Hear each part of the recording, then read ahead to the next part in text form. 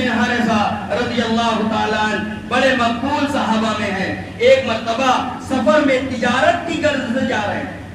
راستے میں ایک چور ملا, اس نے ان کو پکڑا اور ان کو جنگل کی طرف لے کے گیا اور کہا میں تمہارا مال بھی لوٹوں گا اور تم کو قتل بھی کروں گا. زید بن حارثہ رضی اللہ تعالیٰ عنہ بوڑھے صحابہ ہے اور انہوں نے کہا میرا مال لے لے, مجھے قتل نہ کر, مجھے چھوڑ دے. اس نے کہا پہلے قتل کروں گا پھر مال لوں گا. ظلم کر رہا تھا ان پر. ان کی زبان سے ان نے کہا نماز پڑھنے کا موقع دے, فرمایا نماز کا بھی موقع نہیں دوں گا. ان کے زبان سے الفاظ نکلے یا ارحم الراحمین, یا ارحم الراحمین, یا ارحم الراحمین. 3 مرتبہ یا ارحم الراحمین کہا. فرشتہ زمین پر انسانی شکل میں اترا, ایک نیزہ مارا, اس کو قتل کر دیا اور واپس جانے لگا. زید بن حارثہ رضی اللہ تعالی عنہ نے پوچھا اے اللہ کے بندے تو کون ہے؟ فرمایا جب میں تو نے جو پکارا ہے یا ارحم الراحمین, میں اس کا غلام ہوں.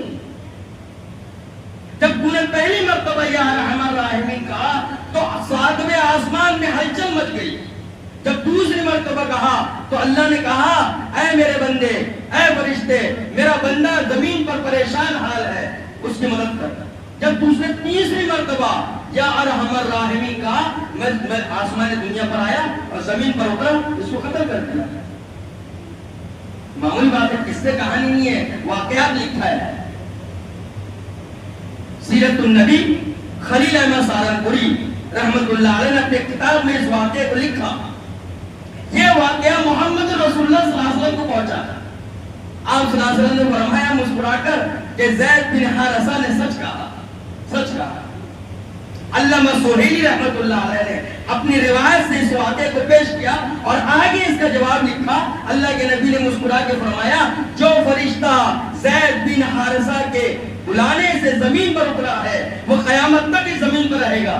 جو مسلمان بندہ یا بندی اللہ کے یقین کے ساتھ اور دل کے یقین کے ساتھ کہے گا یا ارحم الراحمین, وہ فرشتہ اس کی مدد کے لیے آ جائے گا, آ جائے گا.